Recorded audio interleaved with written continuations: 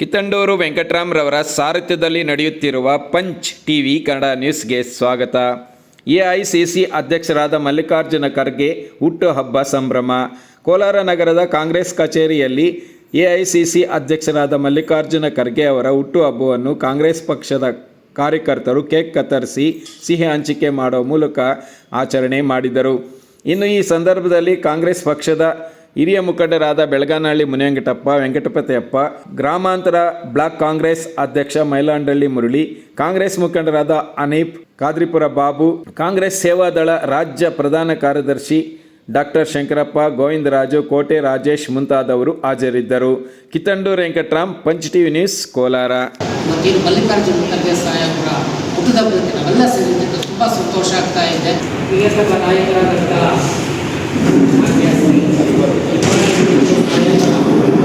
24ನೇ ಹುಟ್ಟುಹಬ್ಬವನ್ನು ಎರಡು ವಿಭಾಗದ ಅಧ್ಯಕ್ಷರುಗಳಾದಂಥ ಒಳ್ಳೆಯವರು ಮತ್ತು ಅಫ್ಸರ್ ಅವರು ಈ ಒಂದು ಕಾಂಗ್ರೆಸ್ ಪಕ್ಷದ ಕಾರ್ಯಕರ್ತರಿಗೆ ಔತಣವನ್ನು ಗ್ರಾಮವನ್ನು ಸೇರಿ ಅಲ್ಲಿ ಓದಿ ಅಲ್ಲಿ ಲಾ ಅಂತ LLB ಅಂತ ಅಲ್ಲಿ ಭಾರತ್ ಲಾ ಅಂತ LLB ಅಂತ ಓದಿ ರಾಜಕಾರಣಕ್ಕೆ 1972ರಲ್ಲಿ ಅದಕ್ಕೆ ಮೊದಲೇ ನಿರ್ಧರ್ ಬೋರ್ಡ್ ಚೇರ್ಮನ್ ಆಗಿ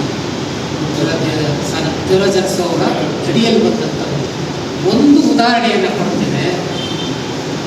ದೇವರಾಜ್ ಅವರು ಕಡೇ ಗಳಿಗೆಯಲ್ಲಿ ಅವರ ಮುಖ್ಯಮಂತ್ರಿ ಸ್ಥಾನ ತ್ಯಜಿಸೋ ಸಂದರ್ಭದಲ್ಲಿ ಆ ದೇವರಾಜ್ ಅರಸು ಅವರು ಹೇಳ್ತಾರೆ, ನನ್ನ ಶಿಷ್ಯ ನೀನು, ನನ್ನ ಜೊತೆಯಲ್ಲೆಲ್ಲ ಬಂದು ನೀನು ಎತ್ಕೊಪ್ಪ ಅಂತ ಹೇಳಿದ್ರೆ ಆಗೋದಿಲ್ಲ, ನಿಮ್ಮನ್ನು ಪಕ್ಷದಿಂದ ಹೊರಗೆ ಹಾಕಿದ್ದಾರೆ, ನಾನು ಕಟ್ಟಾಳು ಕಾಂಗ್ರೆಸ್ನಲ್ಲಿ ನಾನು ಆ ಜೊತೆಯಲ್ಲಿ ಬರೋಕ್ಕಾಗಲ್ಲ ಎಂದು ನಡೆಸಿದಂಥ ಗುರುಗಳು ಪಕ್ಷದಿಂದ ಹೊರಗೆ ಹೋದಾಗ ಅದೇ ಪಕ್ಷದಲ್ಲಿ ನಿಂತು ನಾನು ಕಾಂಗ್ರೆಸ್ಸಿನ ಕಟ್ಟಾಳು ಅಂತ ಹೇಳಿ ದೇವರಾಜ್ ಅರಸು ಅವರು ಹೇಳ್ತಾರೆ. ಅವರು ದೇವರಾಜ್ ಅರಸು ಹೇಳ್ತಾರೆ, ಒಬ್ಬ ನಿಷ್ಠಾವಂತ ಕಾರ್ಯಕರ್ತನಿಂದಲೇ ನಾವು ಹೋಗಿದ್ದೀನಪ್ಪ.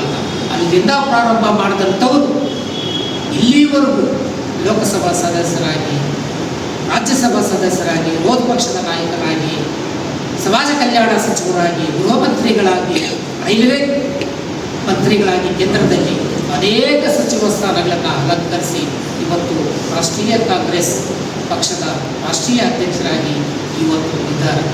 ನಾವೆಲ್ಲರೂ ಕೂಡ ಅವರ ಮಾರ್ಗದರ್ಶನದಲ್ಲಿ ಕಾಂಗ್ರೆಸ್ ಪಕ್ಷವನ್ನು ಕಟ್ಟೋಣ.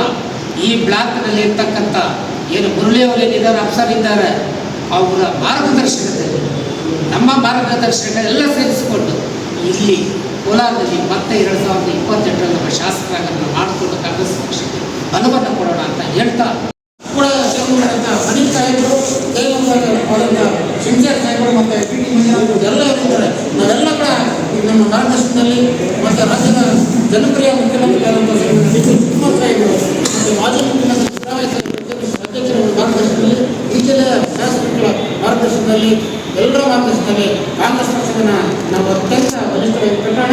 ಮುಂಬರುವ 2028ರ ವಿಧಾನಸಭೆಯಲ್ಲಿ ಮತ್ತು ಕರ್ನಾಟಕದಲ್ಲಿ ಕಾಂಗ್ರೆಸ್ ಪಕ್ಷ ಅಧಿಕಾರಕ್ಕೆ ಬರ್ತದೆ. ಅದೇ ರೀತಿ ಮುಂದೆ ಈಗ ನಡೀತಕ್ಕಂಥ ವಿಚಾರಧಾರೆ ಇವತ್ತು ನೋಡಿ ಯುವಕರ ಮೇಲೆ, ನಿರುದ್ಯೋಗದ ಮೇಲೆ ಬಿಜೆಪಿ ಸರ್ಕಾರದವರು ಲಾಠಿ ಚಾರ್ಜ್ ಮಾಡಿದ್ದಾರೆ. ಮತ್ತೆ ಏನು ಬ್ಯಾರಿಕೇಡ್ಸ್ ಹಾಕಿದರು, ಬ್ಯಾರಿಕೇಡ್ಸ್ಗೆ ಇವತ್ತು ಕರೆಂಟ್ ಶಾಖನ್ನು ಕೊಟ್ಟು ಇವತ್ತು ಅತ್ಯಂತ ಹೀನಾಯವಾಗಿ ನಡ್ಕೊಂಡಿದ್ದಾರೆ. ನಿನ್ನೆ ಅದನ್ನು ನಮ್ಮ ರಾಹುಲ್ ಗಾಂಧಿ ಸಾಹೇಬರ ನಾಯಕತ್ವದಲ್ಲಿ, ಪ್ರಿಯಾಂಕಾ ಗಾಂಧಿಯವರ ನಾಯಕತ್ವದಲ್ಲಿ, ಖರ್ಗೆ ಸಾಹೇಬರ ನಾಯಕತ್ವದಲ್ಲಿ ಪಾರ್ಲಿಮೆಂಟಲ್ಲಿ ಪ್ರತಿಭಟನೆ ಮಾಡಿದ್ದಾರೆ. ಎಲ್ಲ ವಿರೋಧ ಪಕ್ಷಗಳನ್ನು ಒಳಗೊಂಡಂತೆ ಇವತ್ತು ಬಂಧುಗಳೇ, ರಾಷ್ಟ್ರದಲ್ಲಿ ಏನಾಗಿದೆ ಅಂತಂದರೆ ಅಗೋಚರವಾದಂಥ ಒಂದು ಪರಿಸ್ಥಿತಿ, ಇದೆ ಅಂತಂದರೆ ತಪ್ಪಾಗೋದಿಲ್ಲ.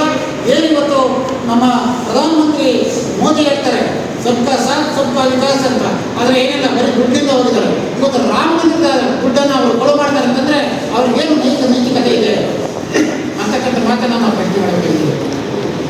ರಾಮ ಮಂದಿರ ಈ ರಾಷ್ಟ್ರೀಯ ಅಸ್ಮಿತೆ ಎಲ್ಲರ ಅದು ಜಾತ್ಯತೀತವಾಗಿ ಜಾತಿ ಬೇರೆ ರಾಮನ್ನೆಲ್ಲ ಪೂಜೆಯನ್ನು ಮಾಡ್ತಾರೆ. ರಾಮ ಮಂದಿರ ಇತ್ತು ಅಂತ ಯಾರಾದರೂ ಸಾಕ್ಷಿ ಇದ್ದರೆ ಅದು ಅಲ್ಪಸಂಖ್ಯಾತರು ಮುಸ್ಲ್ಮಾನ್ ಬಾಂಧವರು ಹೇಳ್ತಾರೆ ಹೌದು ರಾಮ ಮಂದಿರ ಇತ್ತು ಅಂತ. ಅದ್ರ ಆಧಾರದ ಮೇಲೆ ತೀರ್ಪು ಕೊಡ್ತಾರೆ. ತೀರ್ಪು ಕೊಟ್ಟಂಥವ್ರು ಕೂಡ ಅವ್ರು ಮುಸ್ಲ್ಮಾನ್, ನಮ್ಮ ನಸೀರ್ ಸಾಹೇಬರು ಅವ್ರು ಗೌರ್ಮೆಂಟ್ ಆಗಿದ್ದಾರೆ. ಆದರೆ ಹಿಂಗೆಲ್ಲ ಇರಬೇಕಾದ್ರೆ ಆ ದುಡ್ಡನ್ನು ಮಾನ್ಯ ಮೋದಿ ಸಾಹೇಬರೇ, ಅಮಿತ್ ಶಾ ಸಾಹೇಬರೇ ನಿಮ್ಮ ಕಣ್ಣು ಸನ್ನೆ, ನಿಮ್ಮ ಕೈ ಸನ್ನೆ ನಡೀತಕ್ಕಂಥ ಆಡಳಿತದಲ್ಲಿ ಇನ್ವಾಲ್ವ್ ಆಗಿದ್ದಾರೆ ಅಂತಂದರೆ ನೀವು ಉತ್ತರ ಕೊಡ್ತೀವಿ.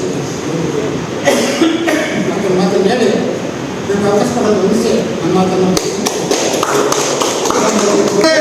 ಕಾಂಗ್ರೆಸ್ ಪಕ್ಷಕ್ಕೆ ಸನ್ಮಾನ್ಯ ಡಿ ಕೆ ಶಿವಕುಮಾರ್ ಅವರಿಗೆ, ಡಿ ಕೆ ಹರಿಪ್ರಸಾದ್ ಅವರಿಗೆ